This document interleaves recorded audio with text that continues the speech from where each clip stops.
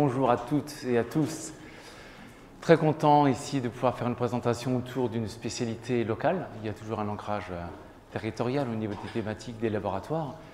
Notre laboratoire, c'est un laboratoire récent, finalement, relativement récent, relativement petit. On est une dizaine de personnes et c'est un laboratoire qui a été fondé au début des années 80, il y a environ une quarantaine d'années.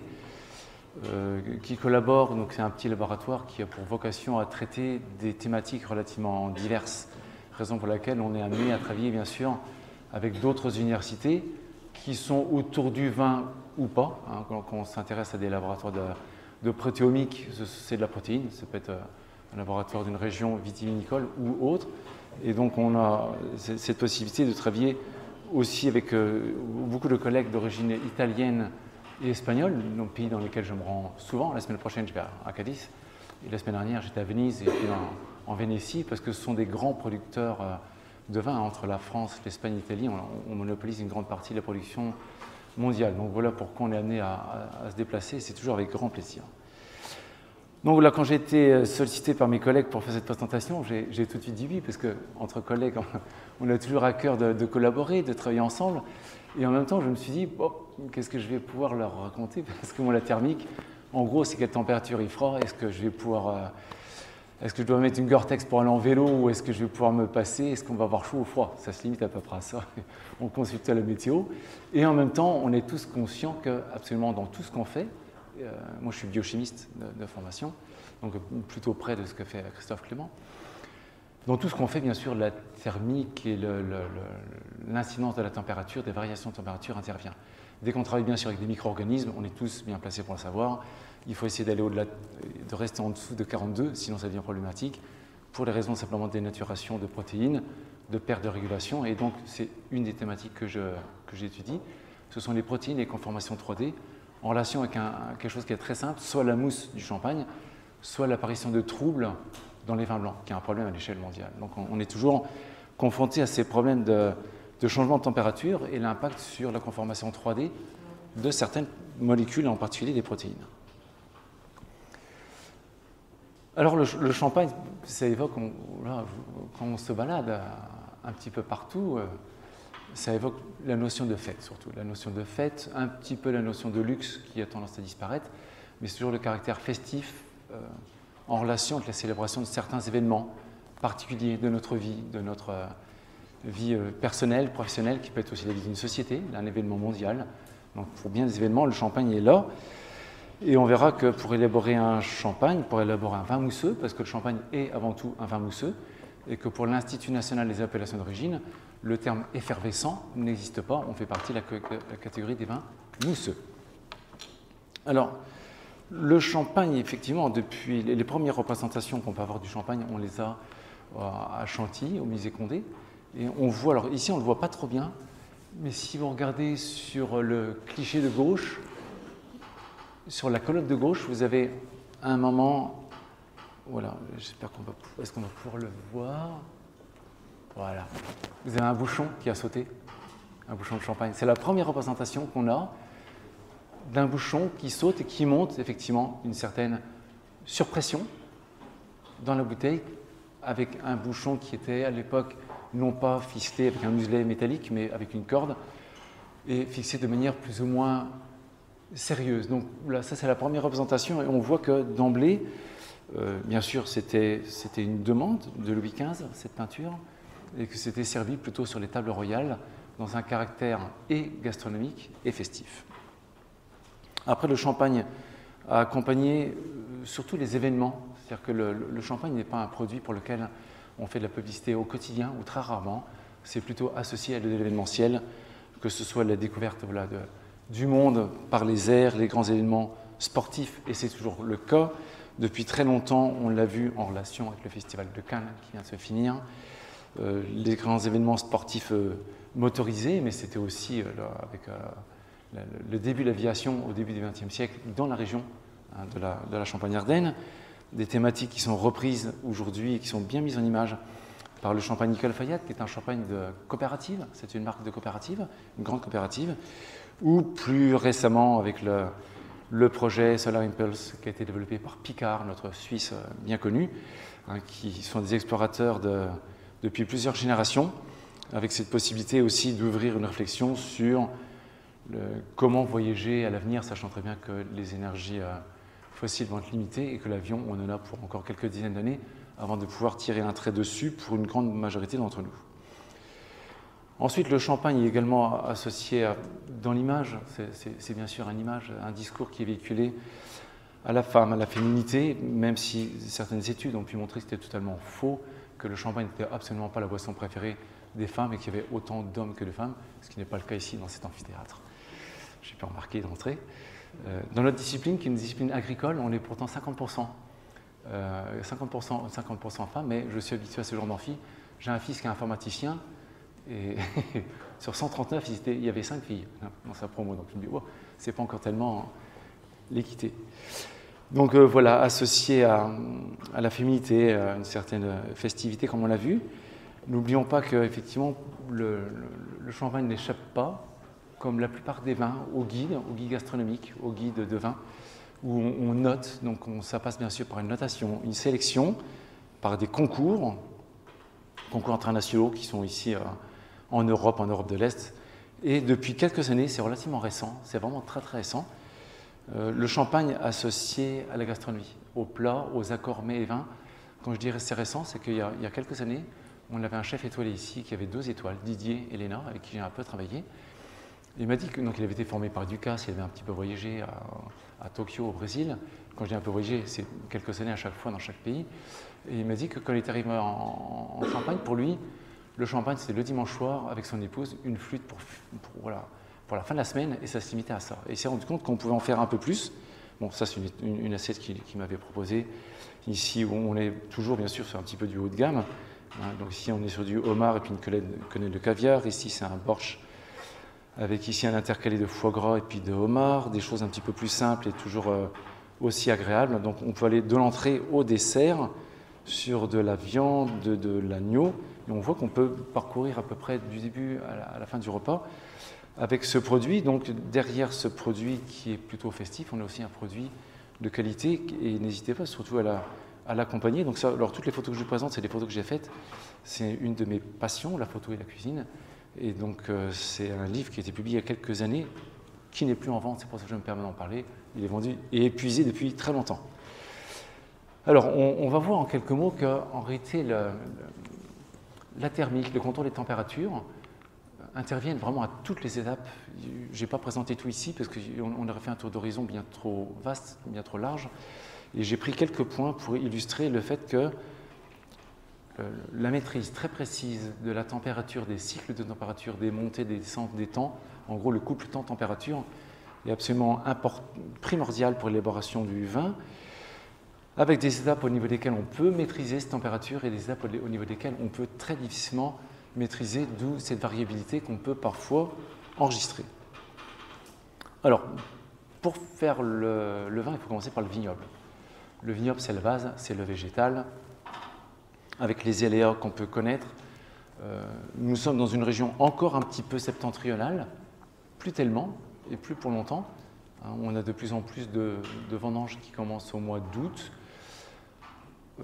2018, on a une vendange qui s'est terminée au mois d'août, et 2020, c'était l'année de la Covid, on a commencé dans l'Aube, qui est un petit peu, c'est la Champagne, c'est le sud de la Champagne, on a commencé les vendanges le 15 août. C'était lundi 17, il y a une dérogation pour les gens qui voulaient commencer en famille, pour les gens qui sont des petits exploitants, qui sont des doubles actifs, le 15 août. Donc on commence de plus en plus tôt. Là, je reviens d'Espagne où j'ai vécu pendant quelques mois, et donc là, on avait commencé les vendanges le 4 août, et c'était déjà un peu tard. Donc on commence maintenant quasiment les vendanges en Europe, un petit peu au sud, on commence les vendanges fin juillet. Donc c'est important parce que derrière ces changements climatiques, on voit qu'on est confronté à une matière première qui évolue. Et quand on a une matière première qui évolue, on a deux possibilités, où on accepte un changement du profil sensoriel du produit, on accepte de produire des vins qui vont être tout à fait différents, ou on essaye encore un petit peu de maintenir un profil sensoriel relativement stable, et ça nécessite effectivement de jouer énormément avec le froid. En gros, pour contrecarrer les effets de la chaleur, il faut apporter des frigueries. On va voir que des frigueries on risque d'en apporter un sacré paquet à beaucoup d'étapes jusqu'à ce que ce ne soit plus gérable. Donc, et vous allez tout de suite comprendre pourquoi. Parce qu'en Champagne, on est sur 2 cépages, on a 3 cépages, on a 2 cépages majeurs, qui sont le Pinot, Pinot Noir, Pinot Meunier, et le Chardonnay. Historiquement, au XVIIIe siècle, on ne faisait de vin blanc de Champagne qu'avec du raisin noir. Le raisin blanc était proscrit. Mais vous avez bien compris que le raisin noir, c'est une baie avec une pellicule, une peau, qui est chargée de sacs anthocyanes. Ce sont les mêmes pigments que les myrtilles, que les mûres, que les cerises. Donc après, on a différents types d'anthocyanes. C'est une famille avec beaucoup de molécules assez différentes, mais qui apporte cette couleur noire. Le problème, c'est que quand vous récoltez un raisin qui fait 28 degrés, ce n'est pas un raisin qui a 13 degrés. Et quand vous commencez à le presser, vous n'allez pas faire du vin blanc, vous allez faire du vin rosé, voire un rouge léger, ce qu'on appelle les rubis, comme dans le Jura. Donc ça commence à poser problème, et là, il va falloir, effectivement, on a 2 possibilités, on va le voir, soit il faut agir par des traitements qui vont consister à décolorer le vin, donc du charbon végétal en poudre, soit il va falloir contrôler les températures et modifier la façon de s'organiser socialement au niveau de la cueillette. Pour le chardonnay, ça paraît un peu plus simple parce qu'on a du raisin qui est blanc, donc ça paraît un peu moins compliqué en termes de couleur. Mais vous n'avez pas que la couleur. Lorsque vous avez une trop forte augmentation de la température, vous avez de gros problèmes d'oxydation et de vieillissement prématuré des produits. Donc on va voir que là encore, quand on va maîtriser les températures, c'est au niveau de l'ensemble des propriétés sensorielles du produit qu'on va pouvoir agir. Non pas une propriété, mais toutes les propriétés. Quelques mots sur le vignoble, malgré tout, pour bien montrer que c'est une histoire qui a été un petit peu contrecarrée avec ces maladies qui sont venues des États-Unis. Donc on avait depuis longtemps une certaine pourriture au niveau de la vigne. Pardon. On a sur beaucoup de végétaux, qui est la contamination avec un champignon pathogène qu'on appelle Botrytis cinerea. Et sont venus ensuite 2 autres maladies, l'oïdium, qu'on connaît bien, et le mildiou, qu'on connaît bien également. Ils sont venus des États-Unis. Et puis le phylloxéra, qui est venu également, donc c'est un insecte qui vient ravager, donc on a eu des maladies aériennes, des maladies qui étaient plutôt dans la terre, qui venaient ravager les racines des végétaux jusqu'à détruire quasi l'intégralité du vignoble européen. On a encore quelques spots qui existent, qui commencent à souffrir. J'étais il n'y a pas tellement longtemps au Liban. Ça commence à être un problème parce qu'il y a la vallée de la Béka. Une fois qu'on passe un petit peu ces montagnes, on a une très jolie vallée. Et la vallée de la Béka commence à avoir des cépages autochtones qui n'avaient pas été touchés, comme en Géorgie, et qui commencent à être touchés par des maladies qui les avaient épargnés jusqu'à maintenant. Donc on a des porte-greffes américains, donc tout le vignoble que vous voyez en Europe, à l'exception de quelques spots, parfois sur des terrains sablonneux, parce que l'insecte se vit mal dans le sable. C'est pour ça qu'on peut avoir quelques petites vignes préservées, on peut avoir quelques petites vignes préservées dans des clos, c'est-à-dire que les outils ne sont pas sortis, et donc on n'a pas fait entrer de terre avec la maladie, avec l'insecte, donc on a pu préserver quelques spots. Sinon, là, vous avez l'impression d'avoir une vigne qui est longue. En été, ce sont des porte-greffes américains avec des sarments de plusieurs mètres. Et on va utiliser ces sarments pour ensuite faire une greffe, qu'on appelle ici une greffe oméga, qu'on voit ici en gros plan, et qui va permettre d'un côté d'avoir la partie qui va être plantée en terre et l'autre partie aérienne qui va être du pinot noir, du chardonnay, qui vont être des cépages tels qu'on les a connus ici avant la crise phylloxérique et qui vont permettre de produire du vin avec des propriétés sensorielles relativement proches des cépages européens d'origine. Mais toute la base est américaine. Donc on a un plant qui est greffé, qui est mis en pépinière. Donc là on voit bien qu'on est sur des sols sablonneux volontairement. Donc là en plus on est très près.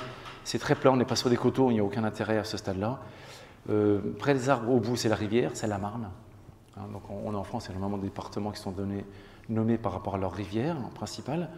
Et donc ça permet effectivement d'aller chercher de l'eau très facilement, et l'eau, là encore, va devenir une denrée précieuse dans les années à venir. Ça l'est déjà un peu. Dans beaucoup de régions, on est un peu préservé ici. Dans la Marne, ceux qui ont des jardins du côté de la Velle voient que la nappe phréatique n'est pas très vaste, mais dans beaucoup de régions de France, c'est plus compliqué. La semaine prochaine, je vais au sud de Séville. Ils avaient déjà 40 degrés il y a 3 semaines, donc vous voyez qu'on est bien dans ce problème de réchauffement climatique. Alors ces petits pieds de vigne, ces jeunes pieds de vigne qu'on va pouvoir planter, ils vont passer l'hiver en chambre froide. Donc là encore, il y a un contrôle très très précis de la température par rapport au cycle végétatif de la plante. Avant qu'elle ne soit replantée au printemps, on a des jeunes vignes dont on va un petit peu limiter la croissance, dont on va contrôler effectivement l'enracinement par un labour intercept, avec, voilà, ça c'est un clin d'œil aux Ardennais, avec un joli cheval ardennais ici, et qui permet de faire du labour intercept. Ça démarre à toutes les heures de la journée, c'est jamais embourbé, ça va sur des pentes impressionnantes, et pour les gens qui travaillent sur du parcellaire, c'est toujours des approches qui sont intéressantes. En plus, ça ne tasse pas la terre et ça n'écrase pas les racines. Alors, on va faire un petit saut en avant, on va aller en hiver. Aujourd'hui, le froid hivernal n'est plus un danger en Champagne. Que les températures ne sont plus suffisamment basses pour détruire le vignoble. Donc, quand on entend parler de perte de récolte, contrairement à ce qu'on peut avoir il y a une quarantaine d'années, hein, donc les derniers hivers qui ont été froids, c'était l'hiver 83-85, on avait des moins 15, moins 20 degrés Celsius. Il faut maintenir déjà ces températures assez longtemps pour tuer une vigne.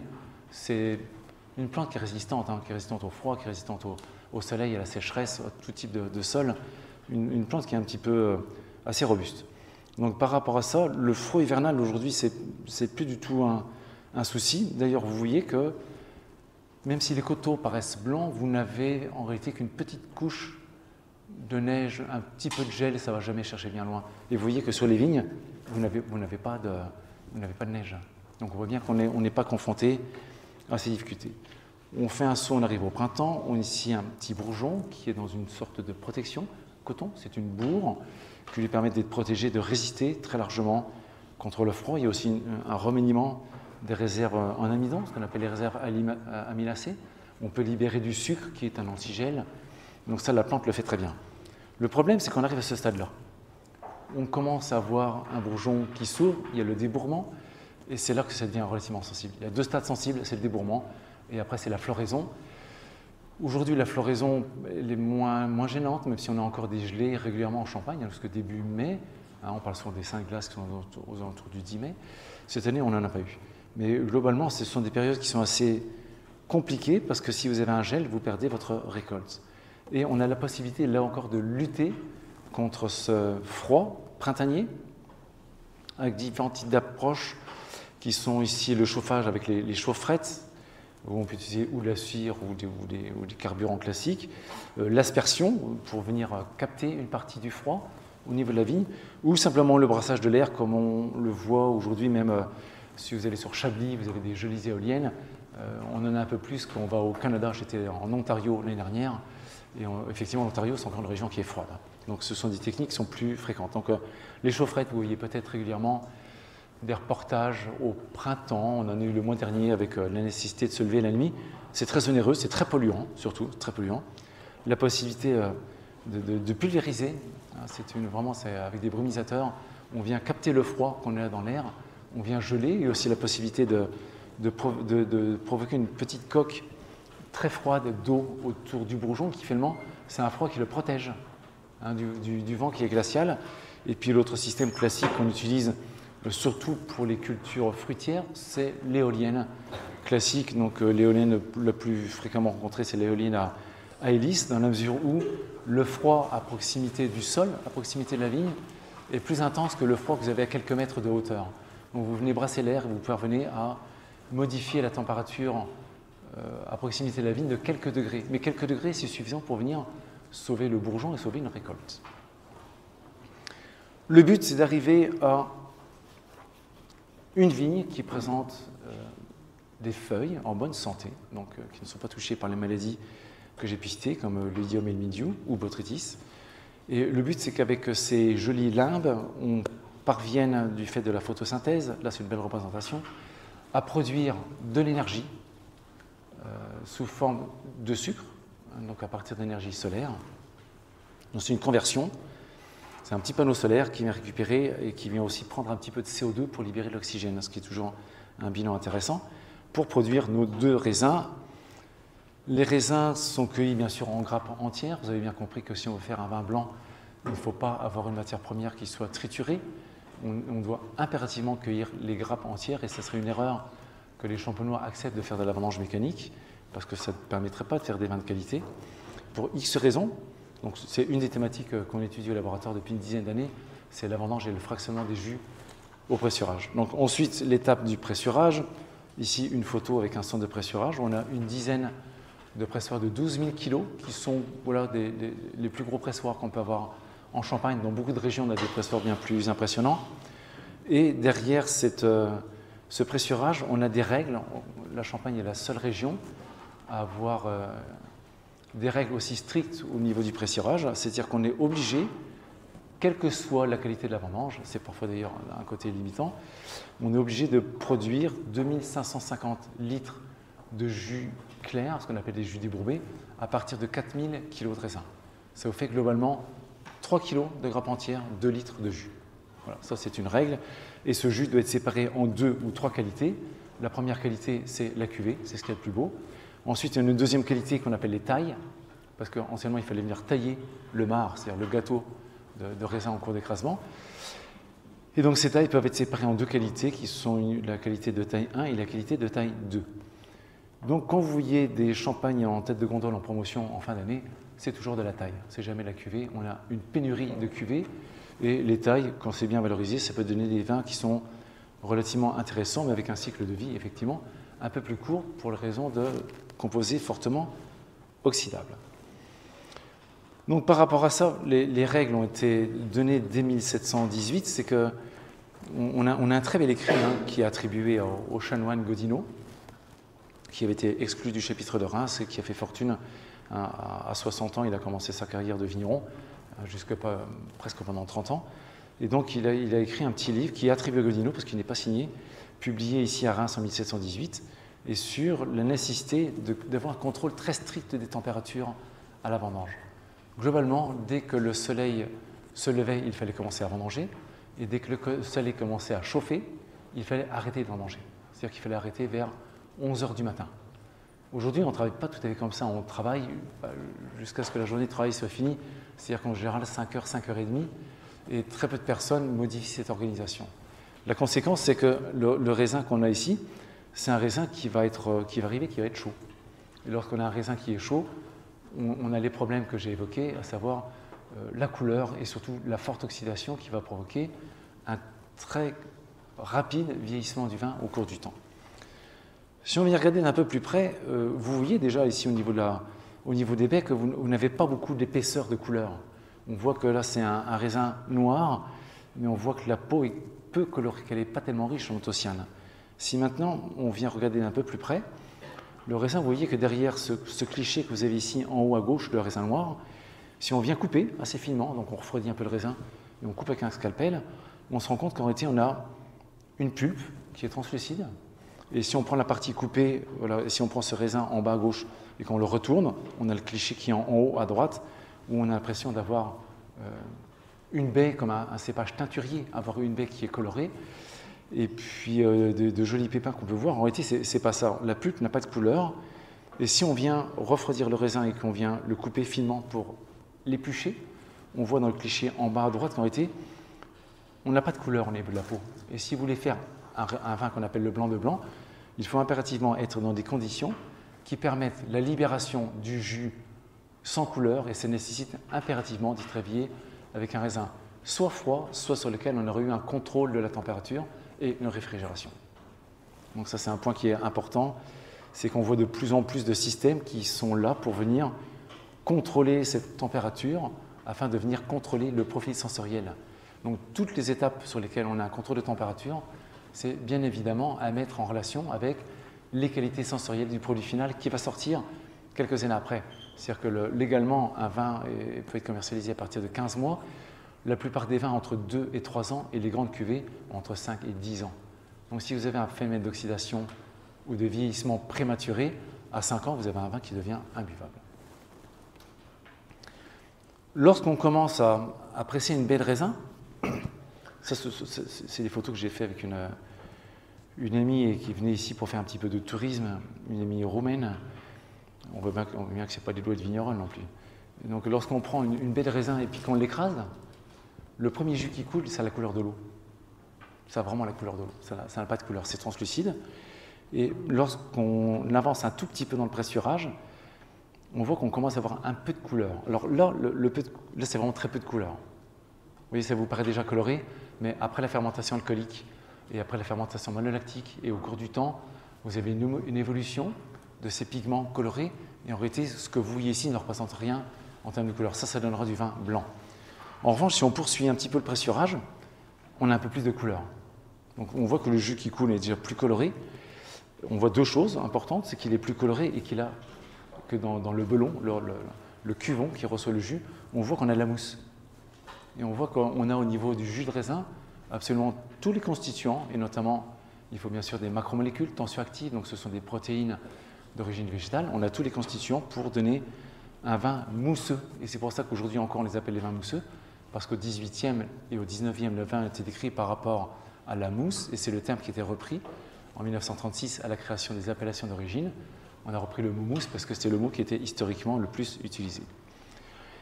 Alors, on voit qu'une fois que le jus a coulé, vous avez bien vu que lorsque le jus coule ici, il y a un très fort contact avec l'air, un très fort contact avec l'oxygène, donc vous avez déjà des phénomènes d'oxydation relativement importants qui se mettent en place. Donc si vous voulez véritablement éviter ces problèmes d'oxydation, bien sûr on a la possibilité, et ça se fait aujourd'hui, d'utiliser des systèmes qui limitent la présence de l'oxygène, qui sont très contraignants, très coûteux, donc il faut travailler de manière inertée, c'est vraiment très compliqué à mettre en place. Moi je vois de plus en plus dans les chais, sur le Bordelais, sur la Champagne encore relativement peu, mais sur l'Alsace, l'utilisation de neige carbonique. Alors la neige carbonique c'est un coût certain, donc il faut valoriser le vin. Si vous êtes dans des coopératives qui ont du Sauvignon qui va partir en gros en vrac à 2,50 € ou 3 € le litre, la neige carbonique c'est un procédé qui est peu utilisable, c'est beaucoup trop cher, mais ça s'utilise quand même. Donc la neige carbonique elle a quand même deux intérêts. Un, c'est que ça permet de refroidir, donc ça permet de ralentir tout ce qui est phénomène d'oxydation enzymatique. Par la suite on a de l'oxydation chimique, mais on commence par l'oxydation enzymatique, et ça permet aussi d'inerter, c'est-à-dire que le gaz carbonique va venir occuper tout l'espace. Lorsqu'on a une cuve qui est remplie, qui est bâchée, avec une bâche en plastique, ça va venir occuper tout l'espace, et bien sûr en l'absence d'oxygène et du fait de la présence du CO2, on va limiter les phénomènes oxydatifs. Donc là encore une intervention très importante du contrôle de la température, sachant très bien que derrière tous ces contrôles, il y a un coût évident et un coût qui n'est pas négligeable. Alors, un petit clin d'œil comme sur les vins blancs. Lorsqu'on a un jus de blanc, ça se voit moins. On a aussi des phénomènes d'oxydation. Si vous avez déjà vu un jus couler d'un pressoir à partir de chardonnay, peu importe, un jus de raisin blanc, vous allez voir qu'à la fin du pressurage, le jus il est marron. Mais quand je dis marron, c'est qu'il est vraiment marron. Ça n'a plus rien à voir avec un jus clair. Et donc, ici, on est déjà au niveau du belon. Donc là, vous avez un tuyau qui est le tuyau ici d'écoulement des jus. Voilà, le pressoir est de ce côté-ci. Là, c'est le tuyau d'écoulement des jus qui amène dans le récipient. Et avant d'arriver dans ce récipient, en sortie du pressoir, le jus passe par une maie. Donc, c'est un grand plateau. Les jus arrivent et si la maie est réfrigérée, la maie, elle est très importante en surface, ce qui permet d'avoir un contact tout de suite important et de venir réfrigérer les jus qui vont arriver dans le belon, sachant très bien que c'est quand même un petit peu un sparadrap sur une jambe de bois, dans la mesure où les phénomènes oxydatifs arrivent lors de l'écoulement des jus dans le pressoir. Lorsque vous avez eu ce contact important avec l'air, vous avez déjà une partie d'oxydation qui était mise en place. Donc l'idée est de dire, voilà, est-ce qu'on ne pourrait pas équiper les pressoirs directement et les mets avec des systèmes qui permettent de réfrigérer au mieux? C'est un plus et c'est bien, ça a bien complété et effectivement ça permet d'éviter de devoir arrêter la vendange à 11 h du matin ou de devoir construire un petit hangar ou une pièce de manière à stocker les raisins et leur faire perdre au minimum 10 à 12 degrés pendant la nuit. Ça veut dire que si vous avez vu les vendanges en Champagne, ce sont des caisses à vendanger qui font environ 45 kg de raisins en grappe entière. Pour refroidir des caisses de 45 kg superposées en palettes de 12, c'est compliqué. Donc ça impose aussi de réorganiser avec d'autres types de caisses à vendanger pour pouvoir accéder plus facilement au cœur de la vendange et les refroidir. Donc là, il y a un vrai travail qui est mis en place et qui ne va pas s'arrêter parce que il n'y a aucune raison pour que les climats changent dans les années à venir et que même en réduisant nos émissions de CO2, on sait très bien que la température va augmenter. Il nous faudrait une grosse crise de Covid chaque année qu'on n'arrive même pas à ralentir ce réchauffement climatique. À l'inverse, on a aujourd'hui, et ça se passe dans l'Ontario, des gens qui continuent à produire ce qu'on appelle des vins de glace, les Ice Wine ou les Ice Wine, qui venaient d'Allemagne essentiellement, d'Autriche, qui venaient également de Moldavie, de Slovénie. Aujourd'hui, toutes ces régions ont perdu, d'Alsace aussi, j'oubliais, l'Alsace. Aujourd'hui, toutes ces régions ont perdu la possibilité de faire des vins de glace parce qu'on ne parvient plus à avoir un raisin qui soit gelé suffisamment tôt dans la saison. Donc aujourd'hui, on a la possibilité de l'avoir dans l'Ontario. Donc ce sont des cycles végétatifs qui sont très courts. Je vous ai montré une photo, et j'ai vu ça l'année dernière, on a des éoliennes pour lutter contre le froid, mais on a des étés qui sont très chauds, et dans la province du Québec également, on a des températures qui montent, et le degré alcoolique n'est pas du tout un problème. On peut faire des vins à 13 ou 14 degrés d'alcool sur un cycle très court, et on peut produire des vins qui sont en réalité produits à partir de vendanges cueillis, gelés et pressés, gelés. Donc là, l'intérêt, c'est que vous avez des cristaux qui sont formés dans la baie. Et quand vous venez presser votre raisin, vous allez garder une partie des cristaux dans la baie, et quand vous allez extraire votre jus va se trouver enrichi en certains composés, du fait justement de cette soustraction d'une partie de l'eau. Donc il y a encore un enrichissement avec des vins qui vont donner des tout petits rendements. Donc globalement, une bouteille comme ça, c'est entre 80 et 120 $ canadiens la demi-bouteille. Donc c'est quand même relativement cher. Mais ce sont des vins tout à fait exceptionnels. On représente ça ici. Quand vous voyez les raisins, vous vous demandez ce qu'on va pouvoir faire, mais ces raisins qui ne sont pas tellement attirants, quand on les voit, on n'aurait pas envie de les manger, mais c'est des vins qui sont exceptionnels d'un point de vue aromatique, avec une surmaturation qui est très marquée, qui donne ces vins de grande qualité. Donc ça, c'est un petit clin d'œil sur le chaud et le froid. D'un côté, des raisins qui sont trop chauds qu'il faut refroidir, et d'un autre côté, des vins qu'on n'arrive plus à produire parce que le raisin n'est plus assez froid. Alors l'étape suivante, une fois qu'on a obtenu le jus de raisin, c'est d'inoculer une levure. Alors les levures, ce ne sont pas des produits chimiques, ce sont des micro-organismes qui ont été sélectionnés dans les chais, sur la peau du raisin, au vignoble, qui ont été multipliés, sélectionnés après différents essais. Et donc ces levures qui sont commercialisées sont commercialisées sous forme de petits paquets sous vide de 500 grammes, et ce sont des petits granulés de levure. Il faut les réhydrater, il faut que la levure revienne à la vie, et pour ça, une étape importante, c'est l'étape de réhydratation de ce qu'on appelle la levure sèche active. Et donc cette étape nécessite d'être entre 32 et 35 degrés Celsius, qui est l'étape qui va permettre à la levure de développer une membrane qui va lui permettre ensuite d'avoir un métabolisme optimal pour la fermentation alcoolique. Si on n'a pas ce contrôle de température, effectivement, ça risque de poser des dérives et d'arriver des fins de fermentation alors qu'on a encore du sucre dans le vin. Et si vous avez du sucre, petit à petit, le sucre va être transformé en vinaigre et ça va devenir un problème.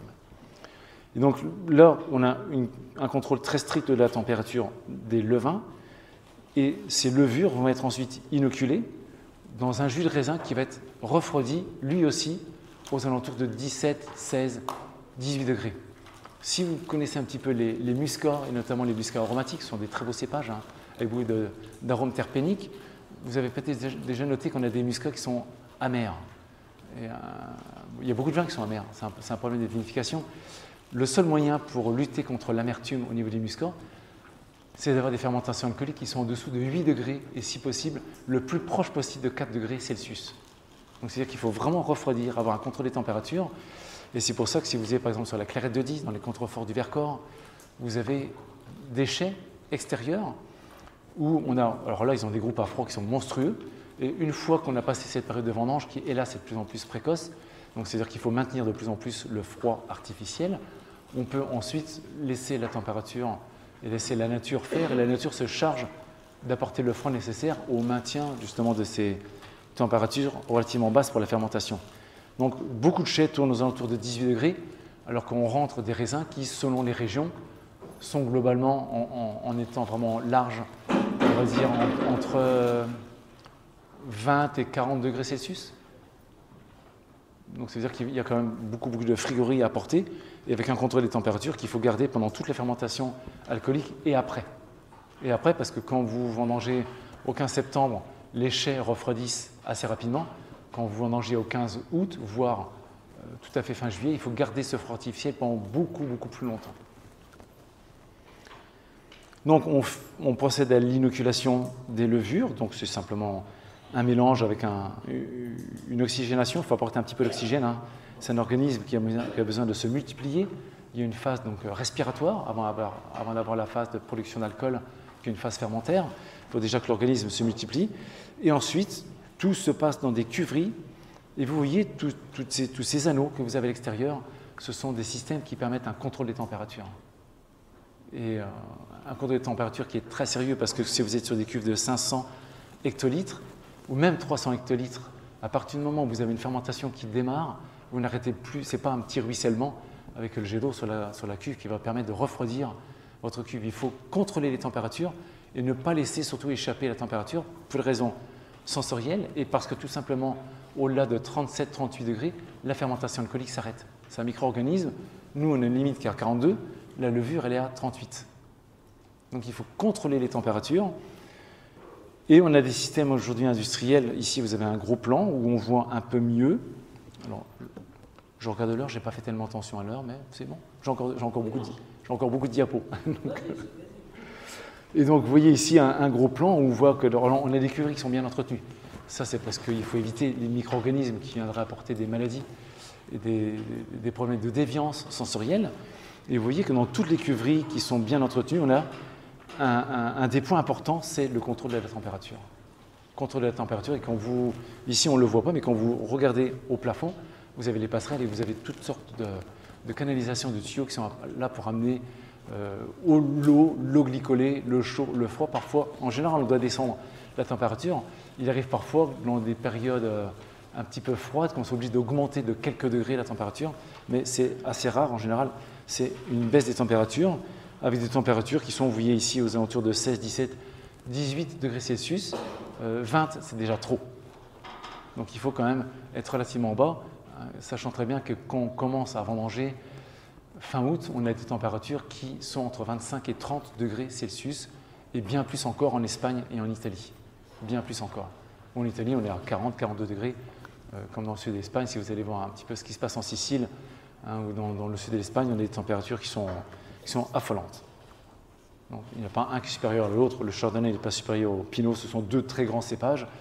Et les très grandes cuvées sont toujours faites avec des assemblages Chardonnay, Pinot Noir et parfois un peu de Pinot Meunier qui a aussi ses caractéristiques intéressantes, mais pour d'autres types de profils sensoriels. Donc on voit ici qu'on a des vins qui ont déjà un petit peu de couleur. Alors, vous avez une des petites fioles ici. Alors, le rendu n'est pas excellent en termes de couleur. Je ne sais pas si vous voyez, c'est rose. Vous voyez un petit peu le rose ou moyennement. Donc il y a une fiole qui est rose, qui est bien rose, hein, et qui est même plus soutenue en termes de couleur que la plupart des rosés de Provence. Le problème, vous l'avez peut-être remarqué, c'est qu'au niveau des rosés de Provence, il y a de moins en moins de couleurs. Bientôt, ça va être des vins blancs. Donc, parlez-en à Gilles Nasson, qui est le directeur du Centre du Rosé. Il n'arrive pas à comprendre pourquoi on a cette diminution. Ils ont des bases de statistiques sur des milliers de points. On flirte aujourd'hui avec la ligne des vins blancs. Et ce sont des vins rosés. Donc on est un petit peu à contre-courant de ce qui se passe au niveau de la nature, où on a des vins qui sont de plus en plus rosés, avec une demande commerciale de clients qui demandent des vins de moins en moins rosés. Et donc là, il va falloir intervenir, sachant très bien que quand vous êtes dans le sud de la France, et que même en travaillant la nuit, avec la Petzl sur le fond, vous êtes encore à 28 degrés, ça devient un problème. Le seul moyen après, je l'ai déjà évoqué, c'est de refroidir les jus et d'avoir des actions invasives, comme l'utilisation de charbon végétal, pour venir soustraire la couleur. Ça ne soustrait pas que la couleur. Ça soustrait la couleur, ça soustrait les protéines, ça soustrait les arômes. Donc vous avez un vin qui devient relativement dépouillé. Ça perd de la couleur, mais ça perd beaucoup de ses qualités. Donc on arrive au niveau du vin de base. Alors, je n'ai pas précisé, j'ai peut-être omis de le préciser. Un vin effervescent, ça se fait en 2 étapes. Dans tous les cas, on commence par un vin blanc. En général, pour la majorité, ce sont des vins blancs secs, sans sucre. Donc on commence par faire un vin. Ensuite, on remet ce vin en bouteille avec du sucre et des levures.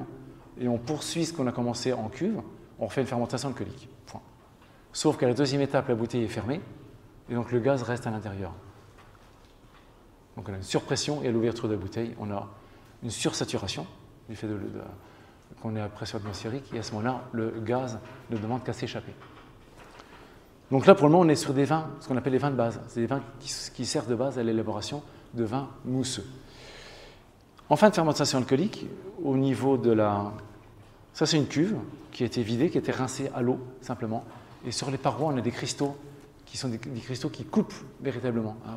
Vous passez le dos de la main, vous êtes totalement abîmé, totalement coupé. Hein. Vous pouvez aller vous faire recoudre. Et donc là, ce sont des cristaux de tartrate de potassium. On a aussi un petit peu de cristaux de tartrate de calcium qui viennent plus tardivement. Et donc vous avez ici un gros plan sur un cristal qui est obtenu ici dans une fermentation dans une bouteille. Et dès que vous avez un petit nucléus, c'est pour ça que parfois on vient introduire également de la crème de tartre sur des microcristaux de tartrate de potassium pour venir faciliter l'accroissement de ce cristal. Et lorsque vous avez ici une drosophile un peu gourmande qui est venue traîner sur une bouteille, ça c'était récupéré sur une bouteille de fermentation lorsqu'on fait des micro-vinifications. On a toujours des drosophiles en fermentation alcoolique. On voit bien que sur ces pâtes viennent, donc elle s'est un petit peu noyée, parce que vous avez toujours un petit peu au contact de l'air de bactéries acétiques qui viennent et qui transforment l'éthanol en acide acétique. Voilà. Et donc cette mouche qui était venue a vu ses pattes, donc elle est morte, elle a vu ses pattes piégées par des cristaux qui se forment naturellement. C'est-à-dire que même à température ambiante, en fermentation alcoolique, ici on a une fermentation qui est aux alentours de 18 degrés Celsius, on a la formation de cristaux. Par contre, ce n'est pas suffisant pour venir précipiter tout l'excès de tartrate de potassium qu'on a au niveau de la vanne base. Donc il va falloir là aussi agir par des procédés thermiques, parce que vous avez deux choses qui font précipiter le tartrate de potassium, c'est l'éthanol d'une part, c'est pour ça qu'on n'a pas de précipitation au niveau du raisin, et la température. Donc il faut avoir l'éthanol, on a aux alentours de 11 à 12% d'éthanol, et la température, il faut la maîtriser, la contrôler, pour pouvoir éliminer ce risque et ne pas avoir de cristaux qui apparaîtront ultérieurement chez les consommateurs à la maison. Donc là, je vous ai présenté les cuves. On a également la possibilité de vinifier en fût ou dans des cuves. Donc là, c'est une photo que j'ai prise chez Bollinger, cette photo-là, ou des cuves tronconiques. Donc ça, c'est chez Roederer. Donc on est sur des petits volumes, donc il faut que les vins soient bien valorisés.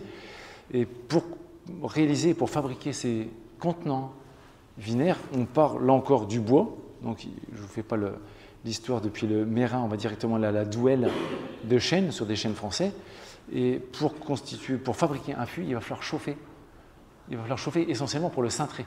Donc initialement, l'opération de chauffage n'avait pas pour but d'apporter des arômes au bois ou au vin. Le but, c'est simplement de pouvoir, grâce au chauffage et à l'humidité, de pouvoir venir cintrer les douelles pour donner la forme qu'on connaît aux barriques. Donc là, vous avez un fût en cours de construction dans une tonnellerie champenoise chez Jérôme Viard. Et on voit qu'avec les chutes de chêne, on a cette petite chaudière qui est au centre. Et avec l'expérience des maîtres tonneliers, on peut relativement contrôler le cycle de température, temps-température. Après, entre la période hivernale et estivale, on n'est pas dans les mêmes conditions. Selon qu'on a un bois avec des chutes plus ou moins importantes, le cycle n'est pas tout à fait le même. Donc aujourd'hui, on a des contrôles de température qui sont plus stricts, plus exigeants, mais qui apportent malgré tout une certaine variabilité d'un fût à l'autre. Faites l'expérience, allez visiter une tonnellerie lorsqu'on fabrique des fûts, c'est exceptionnel sur le plan aromatique, c'est exceptionnel. On se croit presque dans un fournil, ça sent la croûte de pain, des odeurs empyreummatiques, et donc c'est une expérience unique à vivre. Et donc vous avez bien compris que derrière ce feu qu'on voit ici, on vient brûler le bois, on vient dégrader les fibres du bois, cellulose, lignocellulose, et on vient notamment générer des arômes comme la vanilline, qui sont assez caractéristiques, et on va vers des arômes non seulement toastés, vraiment comme la croûte de pain toastée, mais également la vanille. Donc c'est un moyen aussi d'aller travailler le bois avec des chauffes plus ou moins fortes, plus ou moins longues, pour apporter au vin le profil qu'on souhaite lui donner. Donc derrière cette maîtrise des températures, qui est aujourd'hui de plus en plus contrôlée, de plus en plus industrialisée, on a la volonté d'avoir un contrôle de plus en plus strict du profil qu'on souhaite donner à son produit pour ne pas avoir des variations de profil d'une caisse de vin à l'autre. Alors, on a vu préalablement un cliché avec des cristaux de tartrate de potassium qui sont sur les parois internes d'une cuve en inox à la fin de la fermentation alcoolique. Donc, on vide, on rince et on a vu ces cristaux qui apparaissent. En réalité, la température était d'environ 18, 16, 19 degrés. Donc, on voit que les cristaux apparaissent, mais que c'est une toute petite partie des cristaux qui a pu précipiter. Si on veut avoir une précipitation plus complète, là encore, il va falloir jouer sur le froid. Pourquoi? Parce qu'on est aujourd'hui dans une production industrielle. Qui dit industrie dit forcément des volumes bien plus importants. Si vous êtes sur un vigneron qui a des petites cuves qui vont faire de 10 à 50 hectolitres, donc c'est tout petit, hein, 50 hectos c'est rien, ça fait 5000 litres. Et si vous avez un froid hivernal suffisamment rigoureux, vous ouvrez le chai, le vin va descendre à quelques degrés Celsius. Donc c'est la précipitation des cristaux par le froid naturel. Aujourd'hui, tout est fait par le froid artificiel et la plupart des cuves sont aux alentours de 500 000 hectolitres. Donc je vais vous montrer la photo aujourd'hui des cuves qui permettent de faire ce qu'on appelle le passage au froid ou la stabilisation bitartrique. Ce sont des cuves inox qui ici n'ont pour but que de refroidir le vin. On passe aussi par des doubles échangeurs thermiques. Hein. Donc on prend un vin qui est à 14 ou 16 degrés. Au début, il faut des vins à moins 2 degrés Celsius. Hein. Le point de cristallisation, c'est degré d'alcool moins 1 sur 2. Donc on est large, on peut descendre à moins 5 degrés. On ne va pas congeler le vin, ce n'est pas comme une canette qu'on met au congélateur. Et donc par rapport à ça, vous avez vu, ce sont des cuves où vous avez une réfrigération sur toute la hauteur de la cuve. Et qui n'ont pas pour vocation de venir ni stocker des vins ni fermenter des jus de raisin. Le but de ces cuves, c'est véritablement d'avoir par l'apport de friguerie la possibilité de venir précipiter tout le tartrate de potassium qu'on peut précipiter. Lorsque la bouteille sera ensuite chez le consommateur, si elle est conservée plusieurs semaines au frigo, vous n'aurez pas ces cristaux qui vont apparaître et qui sont toujours très mal perçus parce qu'ils peuvent être considérés soit comme des éclats de verre, soit comme des produits chimiques qui auront précipité, qui seront là, qui seront présents de manière non désirable. Donc il faut impérativement venir précipiter et passer cette opération de ce qu'on appelle, c'est le terme, le passage au froid. Donc ça veut bien dire ce que ça veut dire. Donc c'est une stabilisation bitartrique et se faisant autour de moins 2, moins 3 degrés Celsius. Tout dépend effectivement des systèmes. On a de nombreux systèmes qui permettent de le faire. Et là encore, on doit ensemencer, c'est le terme, parce que c'est très fin, on dirait presque une semence, avec de la crème de tarte, donc c'est du tartrate de potassium qui a été micronisé et qui va servir de nucléi qui vont s'accroître pour ensuite permettre cette précipitation. On a maintenant un vin qui est quasiment fini, qui a été stabilisé d'un point de vue microbien. Le vin a été filtré et on peut éventuellement parfois le stocker dans des foudres qui vont lui permettre de lui apporter une certaine patine et des arômes boisés. Indépendamment de ça, le foudre il a un autre intérêt. Ce n'est pas que du boisage, ce n'est pas uniquement d'un point de vue aromatique, c'est également parce qu'on a une micro-oxygénation à travers les fibres du bois de chêne. D'où cette grande différence entre le chêne américain et le chêne français par rapport au grain et par rapport à ce phénomène de micro-oxygénation.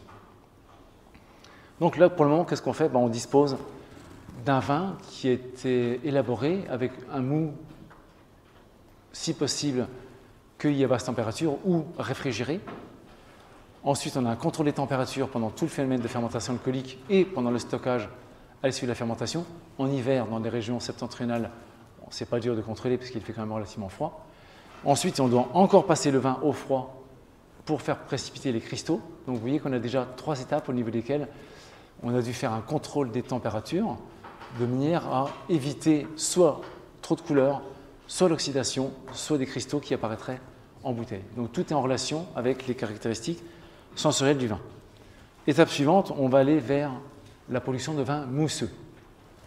On l'a mentionné, le vin mousseux, c'est une fermentation alcoolique qui se passe dans un système qui est fermé.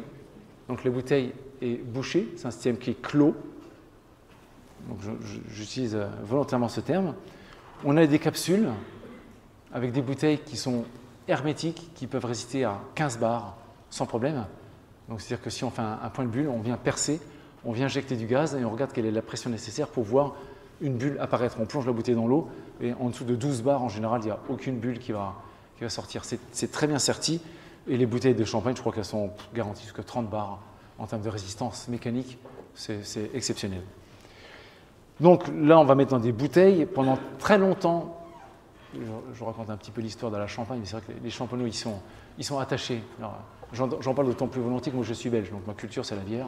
Donc par rapport à ça, c'est pas ma nation ou c'est pas ma terre que je défends. C'est que pendant très longtemps, les Anglais ont dit voilà, on est les inventeurs du champagne. Alors les Anglais ont été en avance sur les Français par rapport à la production de verre résistants à la pression. Et pendant un demi-siècle, ils avaient la possibilité de faire venir des vins de base en barrique en Angleterre, rajouter du sucre, qui était à l'époque du sucre de canne, qui venait des îles, et puis effectivement, avec cet ajout de sucre dans des bouteilles qui résistaient à la pression, ils avaient la possibilité de faire un vin effervescent. Voilà, donc, pour la petite histoire.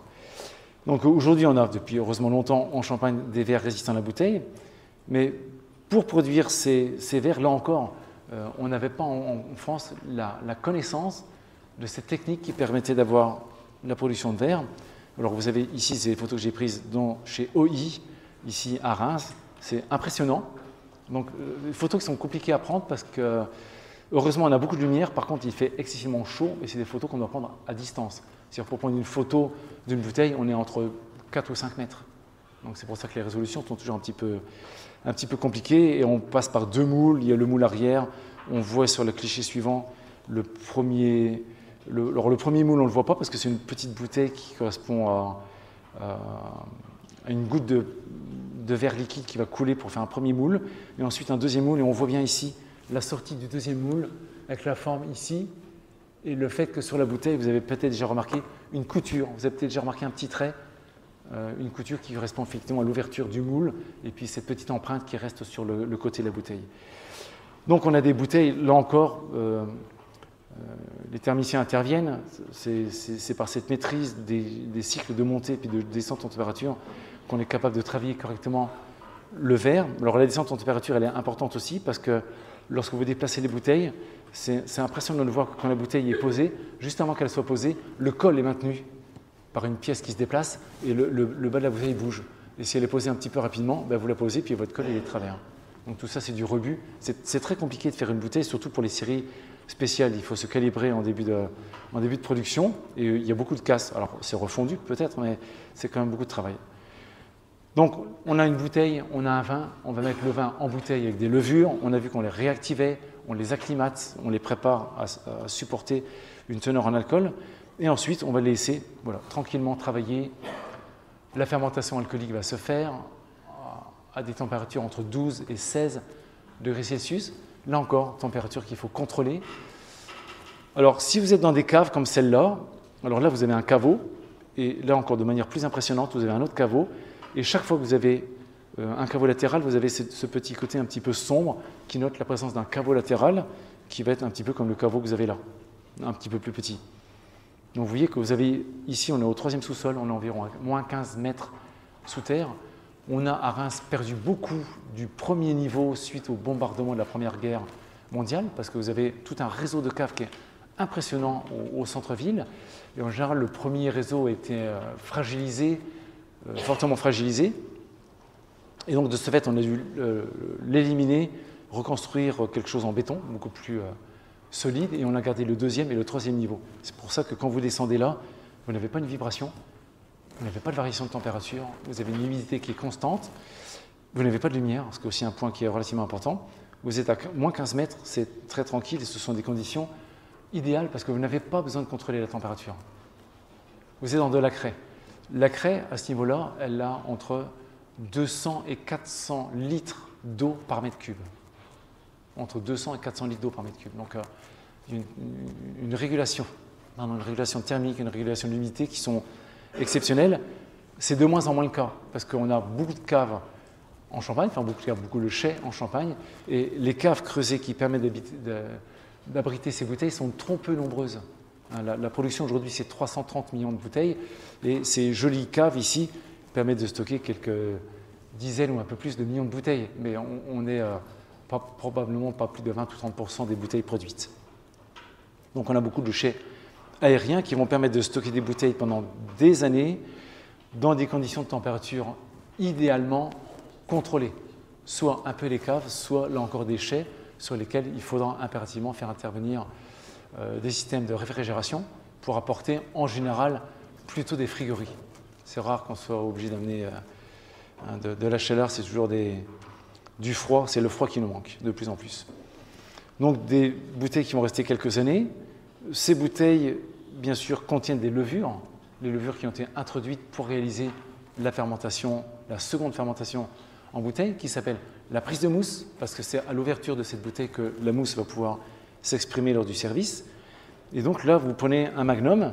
Si vous faites un quart de tour au niveau de la bouteille, on voit ce dépôt de levure qui va couler le long de la paroi.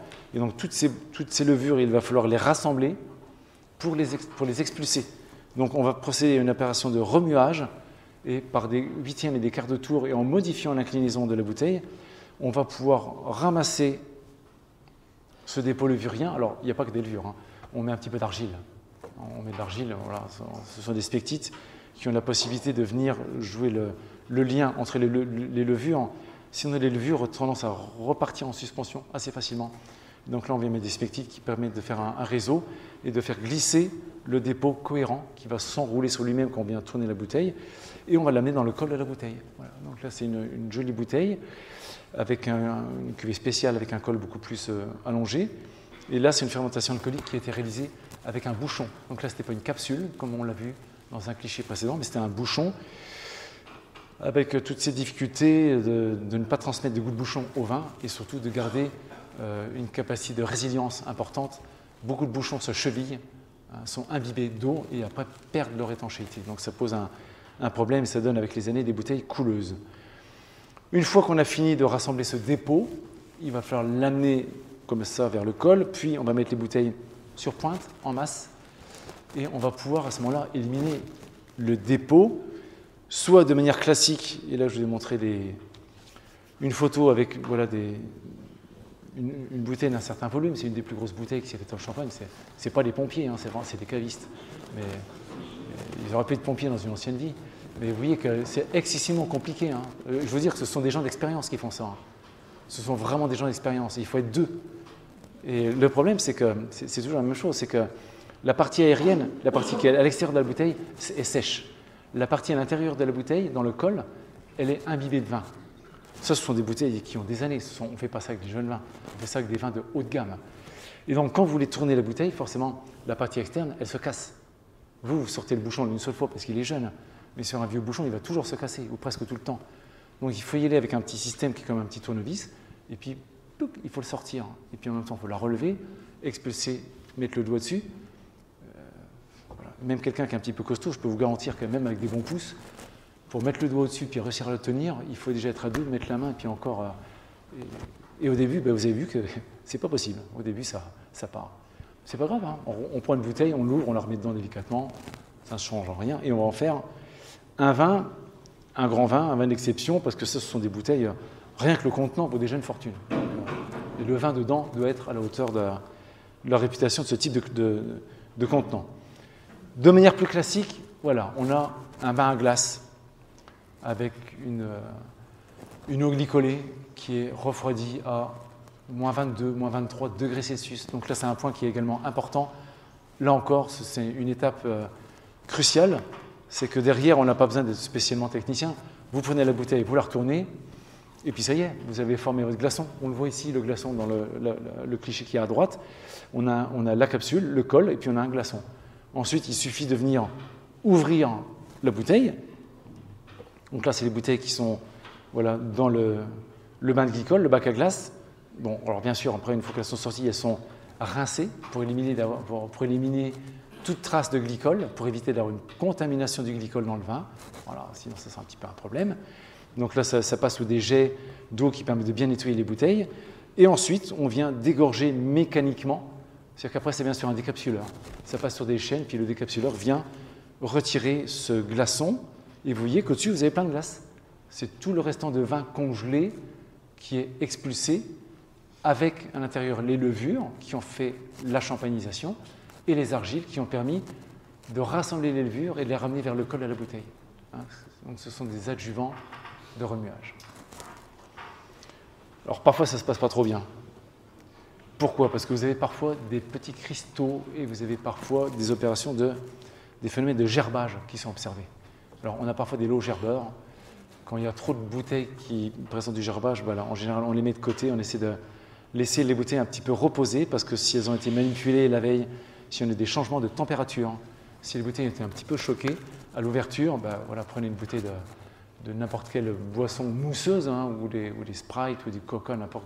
Vous prenez puis vous l'agitez un petit peu, vous l'ouvrez, ça déborde. Voilà. Donc le champagne c'est pareil. Et en général, lorsqu'on a ce genre de phénomène, c'est très graphique, hein, c'est très joli à voir, mais quand vous avez ça toute la journée, vous êtes un peu moins heureux. Et bien voilà, ça c'est des clichés que j'ai fait avec mon collègue là, Sébastien, qui est physicien également. Et on a ces petits cristaux qui apparaissent. Ça, c'est des clichés MEB qui ont été faits ici, juste derrière. Donc c'est des petites pyramides. Hein, des petites pyramides, voilà, c'est le vrai terme. Et donc ce sont des cristaux de tartrate de calcium.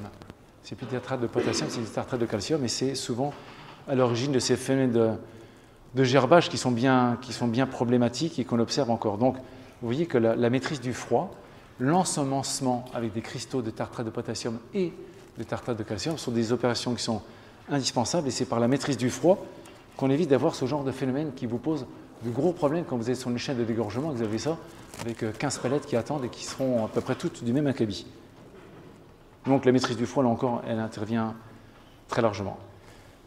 Je vous ai montré jusqu'à maintenant des cuves inox dans lesquelles on faisait les fermentations alcooliques. Là, c'est un autre chai dans lequel on a toujours ces anneaux qui permettent la circulation d'eau glycolée et qui permettent la réfrigération, le contrôle des températures. Toutes les bouteilles de vin mousseux ne se font pas comme ça. On a des procédés qui sont dits de cuve close ou de procédés Charmat. Donc le principe, c'est exactement la champagnisation, c'est la prise de mousse, mais au lieu de faire la prise de mousse en bouteille, on le fait dans une cuve qui peut faire 100 à 1000 hectolitres. Donc c'est-à-dire qu'une bouteille, c'est 133 000, une cuve, c'est 133 000 bouteilles. Et dans des unités de production qui tournent bien, on en a une pas très loin de Reims, à Tournan-en-Brie, près de Meaux, pas très loin de Meaux. Vous avez une cuve qui est tirée chaque jour. Chaque jour, en tirage, on passe une cuve de 1000 hectolitres. Donc ça fait du débit. C'est des unités qui font à peu près 70 millions de bouteilles par an. Une seule unité de production. Donc ça tourne bien. Et donc on est sur des cuves qui sont différentes. Hein. Alors là, vous savez, là le froid il est encore plus important. Parce que si vous avez une perte du contrôle de la température, ça devient une bombe. Dans un chai, vous avez des bouteilles, vous réfrigérez. Voilà, vous êtes en cave, la température ne va jamais bouger. Dans un chai, c'est assez facile. Là, si vous avez une cuve, alors bien sûr, il y a l'inertie par rapport au volume. Mais donc ça, c'est l'équivalent d'une bouteille de champagne. Mais c'est une cuve. Celles-ci sont horizontales, certaines sont verticales. Horizontale, ça permet un meilleur contact des lits avec le vin. Et vous avez des systèmes ici pour venir agiter, pour remettre en suspension les levures. Et vous avez ici donc une vue en face de la cuve. Et toujours le petit objet sur lequel on a toujours l'œil quand on arrive le matin, la première chose qu'on regarde, on a des contrôles de température. Tout est contrôlé, tout est observé directement au bureau. Mais le point le plus important, c'est toujours le thermomètre. On tape un petit coup pour voir si l'aiguille ne bouge pas. Il faut impérativement avoir un contrôle des températures. Pourquoi? Parce que si vous avez une augmentation de la température, vous avez forcément une augmentation de la pression. Et qu'à un moment, vous avez une pression qui devient trop importante. C'est pareil pour une bouteille de champagne. Hein. À 12 degrés, on est à 6 bars. À 20 degrés, on est déjà plutôt à 8 bars. Si vous le mettez dans votre coffre de bouteille, dans votre coffre de voiture, vous voyagez, vous avez une température qui augmente, que vous avez une augmentation de la température à 30 degrés, vous êtes à une température bien plus élevée. Et quand vous cognez un petit peu la bouteille, parfois, elle se casse au niveau du col. C'est comme si elle était sabrée, finalement. Bon, c'est une question de surpression, de non-contrôle des températures. Donc là encore, une température qui est suivie de très très près. Et là encore, il y a un poste de température qui est hyper important parce qu'on ne peut pas laisser la température échapper parce que derrière, il y a une notion de pression. Autant dans une cuve, vous auriez un vin qui aura un vieillissement plus rapide, plus d'oxydation, autant dans une prise de mousse en cuve close, méthode Charmat. Donc ça, c'est des procédés qui datent du début XXe siècle et qui correspondent au niveau mondial à 2/3 des vins mousseux. Donc en France, on n'a pas d'AOC en méthode Charmat. En Italie, vous en avez. Dans la plupart des pays au monde, vous en avez. Vous prenez Chandon, Argentine. Chandon, Argentine, c'est de la méthode Charmat. Vous allez regarder sur leur site, ils le revendiquent. Aujourd'hui, ils sont en train de sortir le Chant des Cigales. Donc c'est une cuvée spéciale méthode Charmat avec des rosés dans le sud de la France. La méthode Charmat, c'est pas cher. Hein. La méthode Charmat, c'est des bouteilles comme Critère. C'est des bouteilles qui, en promo de Noël, c'est 3,80 la bouteille en grande surface. Voilà. 3,80 et actuellement, Chandon, qui est une filiale de Moët & Chandon, essaie de lancer la cuvée des Cigales, le Chant des Cigales, qui est une cuvée spéciale, en multipliant le prix par 6. C'est-à-dire qu'on passe de 4 à 24 € la bouteille. Donc on atteint des prix plus conséquents. Et ça va peut-être permettre de redorer un petit peu le blason de cette méthode Chamois qui n'est pas trop bien vue, alors qu'il n'y a aucune raison qu'on ne puisse pas faire un bon vin si on a un bon vin de base. Si vous mettez un mauvais vin de base dans une bouteille de champagne, vous en ferez un mauvais champagne. Si vous mettez un bon vin de base dans une cuve close, vous en ferez un bon vin mousseux. Donc c'est le raisin et la matière première qui sont à l'origine de la qualité du vin. Ce n'est pas la méthode, la méthode joue pour relativement peu dans un deuxième temps. Alors on arrive maintenant, on a fini le vin, on revient sur notre bouteille. Notre bouteille était remuée, dégorgée, on a éliminé le dépôt avec succès, on a posé un bouchon et vient le moment où il faut retirer le bouchon. Voilà. Donc l'ouverture du bouchon, c'est encore un moment qui est important. Le cliché de gauche, c'est des clichés commerciaux que j'ai pris sur des photothèques libres sur Internet. En général, on n'attend pas justement qu'il y ait ce gerbage, ou alors vous avez gagné un prix de Formule 1 et puis c'est de convention, ou vous êtes chez vous et puis si vous faites ça, après vous avez toujours une paire d'invités qui auront moins à boire. Donc nous, ce qu'on veut, c'est l'ouvrir relativement délicatement pour pouvoir bénéficier et puis déguster l'ensemble du breuvage. À l'ouverture de la bouteille, vous avez parfois ce petit nuage qui a très longtemps été considéré comme un nuage finalement de gaz, qui n'est pas un nuage de gaz, c'est une condensation des micro-gouttelettes, simplement qu'on a dans l'air ambiant, c'est l'humidité, et vous avez une condensation qu'on peut observer dans des conditions particulières d'éclairage. Et donc derrière, vous avez un bouchon qui a sauté.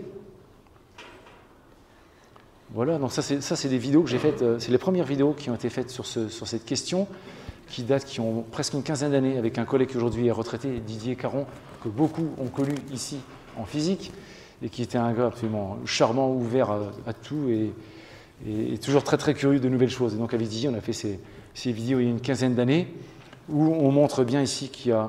Oh, excusez-moi, je vais revenir dessus. Alors, où est-ce qu'on en est ici?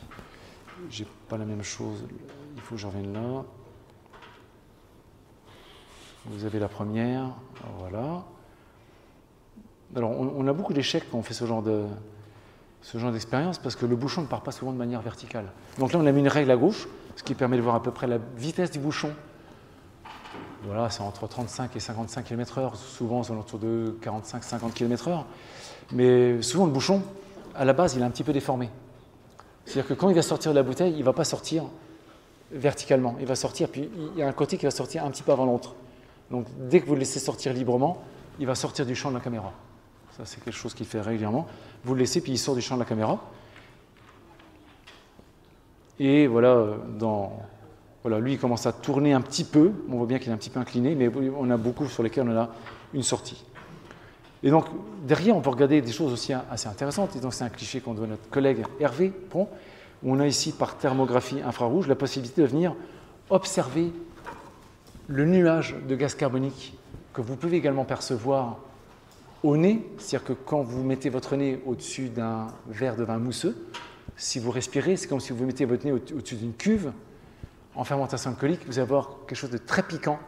Ce sont des perceptions que vous pouvez avoir également quand vous sortez d'une pièce chaude et que vous allez dans le froid l'hiver, quand vous sortez votre vélo le dimanche matin au mois de décembre, quand vous sortez, parfois vous avez quelque chose qui est assez violent, qui pique au niveau du nez pendant une paire de secondes. Et donc c'est une stimulation du nerf trijumeau, donc c'est une stimulation trigéminale qui correspond à ces changements de température.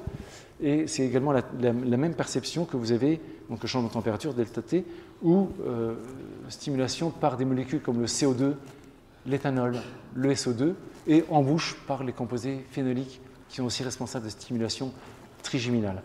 Donc on peut le percevoir, et quand vous mettez votre nez que ça pique, c'est dû à cette molécule qu'on voit qui diffuse autour du verre lorsqu'il est servi. Bon, il est bien certain que si on verse de manière inclinée, on a d'autres types d'observations. Vous avez au-dessus les clichés d'un vin mousseux qui est servi. Alors on a souvent la mousse qui est un petit peu... qui n'est pas horizontale, effectivement, qui est un petit oblique, tout simplement parce que vous avez la bouteille qui est ici sur la gauche du verre, qui va envoyer le liquide un peu plus vers la droite. Donc vous avez cette impression de mousse un petit peu inclinée, mais le liquide, lui, est toujours horizontal. Et puis après, vous avez ce qu'on attend, c'est un effondrement de la mousse qui est généré lors du service, parce qu'on est sursaturé en gaz carbonique, et ensuite on attend d'avoir une collerette. C'est ça qui nous importe, c'est d'avoir de l'effervescence pendant toute la durée du service, pendant toute la durée de la consommation du vin, et aussi une collerette de mousse qui apporte bien sûr un côté visuel, sachant très bien qu'on ne peut pas avoir de collerette sans effervescence. On revient à nos cristaux. Voilà, regardez ça, c'est des clichés qui ont été faits avec un microscope numérique, Cayence. Ça, c'est lorsque le vin n'est pas suffisamment stabilisé en cuve. Les cristaux vont continuer à se former. Ils vont se former en bouteille, soit vous allez les retrouver sur le fond de la bouteille, ou soit vous allez retrouver des cristaux qui vont être fixés sur le bouchon. Donc quand vous prenez un bouchon, et on l'a également parfois sur des vins blancs, et que vous avez ce cristaux, ce n'est absolument pas un défaut au niveau de la bouteille, c'est simplement dû au fait qu'on avait un petit peu de tartrate de potassium, parfois du tartrate de calcium, qui n'a pas été totalement éliminé. Et on voit bien ici sur le cliché suivant, on a l'impression d'avoir des boursouflures. C'est simplement dû au fait que le bouchon, qui au départ fait 31 mm avant d'être bouché, il est écrasé et ramené à un diamètre de 17,5 mm. Donc il y a une très forte diminution de son volume. Alors après, le bouchon, c'est quand même 90% de vide, hein, donc la densité, c'est 0,19, 0,21 grammes au centimètre cube. Donc on voit bien que c'est quand même surtout de l'air. Et donc on peut le comprimer, ça donne cet aspect un petit peu boursouflé, un petit peu ridé du bouchon, avec dessus des jolis cristaux qui sont fixés, qui sont dus au fait que le passage au froid et la stabilisation tartrique n'a pas été conduite totalement à son terme. Donc on a ouvert notre bouteille, on a vu le bouchon sortir, on peut l'observer et observer de temps en temps des cristaux, et voilà le moment du service. C'est ce qu'on attend, c'est un verre avec une collerette. Donc dans un premier temps, on a une mousse qui est couvrante, après on a des îlots de bulles, et après on a un anneau qui vient s'appuyer sur l'extérieur qui est constitué par la collerette et qui est alimenté par l'effervescence. Donc on a besoin des deux, l'effervescence, une nucléation, et on verra que ce n'est pas toujours le cas, et l'effervescence permet de nourrir cette collerette qui est un ensemble de bulles, ici en version 3D. D'où vient ce cliché? Bon, difficile à dire. Hein. Quelle méthode d'élaboration? Quel pays? Alors ça, c'est quand j'habitais en Angleterre. Et j'ai fait ce cliché en 2011-2012. J'aurais pu le faire 10 ans après, je pourrais le faire maintenant ou dans 10 ans. Ça sera exactement le même type de cliché. Vous n'avez pas de signature par rapport à la bulle. Bien des gens, en Champagne en particulier, ont essayé, mon directeur de thèse, c'est sur l'objectif, M. Maugendier. Est-ce qu'on n'aura pas une bulle qui aura des spécificités qu'on n'a pas ailleurs? Non. Alors ça, c'est clair qu'on ne l'a pas. Donc une bulle, c'est une bulle, basiquement. Ce qui fait la différence entre une belle collerette et l'absence de collerette, c'est la présence ou l'absence de protéines. Pas de protéines, pas de bulle. Vous prenez un blanc d'œuf, même dilué au millième. Si vous prenez un blanc d'œuf, vous le faites mousser, vous allez pouvoir retourner le plat, c'est plein de petites bulles. Si vous le diluez au millième, vous le battez suffisamment longtemps, vous aurez une très jolie mousse. Alors, on ne fera pas du meringue, mais vous aurez quand même une très jolie mousse. Donc nous, dans un vin de champagne, on est content avec quelques dizaines de milligrammes par litre. C'est pas beaucoup, c'est suffisant. Quelques dizaines de milligrammes par litre et on a cette mousse qui est attendue et qui participe au plaisir visuel. Donc dans le verre, vous avez en résumé deux phénomènes. Vous avez la naissance de la bulle, son ascension vers la surface, puis la mousse. Et on ne peut avoir de mousse que si on a de l'effervescence. Si on vient regarder un peu près, donc ça c'est un équipement que j'avais réussi à acquérir en 1998 avec des financements locaux, hein, comme toutes les thématiques en ancrage territorial. J'avais équipé, monté un banc, on avait mis une caméra qui permettait à l'époque de faire un enregistrement satisfaisant. On allait à 500 images secondes, ce qui était déjà tout à fait suffisant pour observer ce qu'on voulait voir. Et lorsqu'on vient observer, on regarde ce genre de cliché, donc c'est pour ça qu'on a 500 Hz. Et on a la possibilité de venir suivre image par image, regarder. Et vous voyez ici que les bulles sont de plus en plus grosses, parce qu'elles sont de plus en plus grosses, qu'il y a un transfert de masse. Il y a une diffusion du gaz dissous vers une forme gazeuse, et donc la flottabilité augmente. Comme la flottabilité augmente, les bulles accélèrent, et comme les bulles accélèrent, elles sont de plus en plus distantes des bulles voisines. Hein, donc et ça, on peut le suivre à l'œil. Hein. Vous prenez, vous regardez, vous voyez les bulles qui montent et qui sont de plus en plus grosses. Il faut se déplacer et suivre.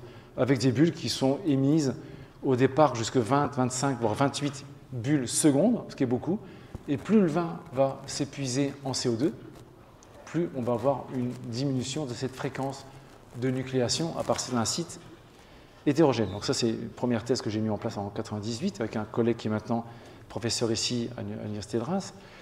Là encore, la température est très importante parce que, indépendamment de la teneur en CO2, considérons des bouteilles qui sont en température égale, un vin qui est servi à 4 degrés et un vin qui est servi à 12 degrés ou 10 degrés ne va pas dégazer de la même manière, parce que la solubilité du gaz ne sera pas la même et on aura des observations visuelles différentes tout simplement du fait de la différence de température. Donc il y a encore la température qui revient sans cesse, mais dans tout ce qu'on fait, de toute façon la température est là, même si on n'y pense pas, on est constamment envahi par cette température. Alors voilà, maintenant on va la regarder. Bon, alors la fac n'a pas investi dans des systèmes qui permettent d'avoir une très bonne résolution. Normalement, c'est des belles petites bulles qui sont très bien définies, c'est très beau. Donc là, on est à 2 mm plein champ. On a 2 mm et on peut suivre très facilement les bulles. Et là, on est voilà, plein champ à 220 microns. Donc on est à 2,2 mm, là on est à 220 microns. Et donc c'est le plein écran, donc largeur-hauteur. Et on voit bien qu'à partir du moment où les bulles naissent à partir d'un site de nucléation, qui peut être une aspérité, une poussière, une pluche, peu importe, on a les bulles qui vont naître de manière répétitive. C'est vraiment métronomique. On peut le mettre en équation. C'est assez rigolo à faire. Hein. Bon, après, ça reste du visuel. Mais on voit bien que les bulles sont parfaitement détachées. Si maintenant, tout à l'heure, vous ferez l'expérience, si vous avez des verres avec des petits trains de bulles sur les parois, vous allez pouvoir le voir. Et pour des raisons de persistance rétinienne, et pour des raisons également d'acuité, parce que notre lentille, elle n'est pas terrible, ce n'est pas une lentille de microscope, donc c'est pas une optique de microscope, vous allez pouvoir regarder à la base, vous n'allez pas voir les bulles séparées les unes des autres. Parce que la fréquence fait que la persistance rétinienne, c'est plus ou moins 1/10 de seconde. Donc il faut 1/10 de seconde pour éliminer l'image. Vous avez 20, 25, 28 images qui naissent par seconde. Donc vous n'avez pas le temps de l'éliminer que notre image est déjà apparue. Et au début, vous avez l'impression d'avoir un trait. En réalité, ce n'est pas un trait, c'est exactement ce qui est montré là. Donc on revient sur ce problème d'effervescence, et vous allez voir que là encore, c'est grâce à l'énergie et à la thermie qu'on arrive à s'en sortir. Vous avez parfois des vins riches en gaz carbonique, mais qui sont dans des verres au niveau desquels on n'a pas d'aspérité, on n'a pas ces sites de nucléation. En l'absence de sites de nucléation, vous n'avez pas d'effervescence. En l'absence d'effervescence, vous n'avez pas de mousse. Donc on a un vin qui paraît un vin tranquille, un vin comme si le vin n'était pas sursaturé en gaz carbonique. Or, il l'est. Cet excès de CO2 qui n'est pas libéré par nucléation, vous allez l'avoir en bouche par la suite. Et quand vous allez prendre le vin, vous allez avoir cette espèce de gushing dans la bouche, avec quelque chose qui est très envahissant, et d'autant plus envahissant que le vin sera plus chaud, et vous aurez cet excès de CO2 qui n'aura pas été libéré au niveau du verre. D'où l'intérêt de maîtriser l'effervescence, et pour maîtriser l'effervescence, on est parti sur un traitement qui permettait de graver l'intérieur du verre par des faisceaux laser qui faisaient des petits cercles de 100 microns et qui donnent au refroidissement ces représentations, on dirait presque des artichauts, qui permettent ensuite de générer des bulles de manière répétitive.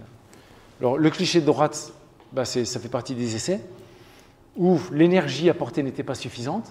On avait bien une fusion du verre, mais au refroidissement, l'énergie apportée n'avait pas été suffisante et de ce fait, on n'a pas les sites de nucléation qui apparaissent. J'ai 3 clichés pour terminer. Ici, vous avez la crevasse. Vous versez votre vin, vous piégez une petite bulle d'air. Ensuite, on a une diffusion du CO2 qui va permettre de donner naissance de manière répétitive à cette effervescence qui va donner la mousse qu'on peut observer ici en regardant le verre au-dessus. Donc, quand vous allez pouvoir déguster tout à l'heure, rappelez-vous quelques-unes de ces informations et toute l'importance de toutes les étapes où on a dû maîtriser la température pour arriver à ce produit final jusqu'au frigo en consommation ménagère pour permettre de maintenir et de contrôler la température du vin. Merci de votre attention.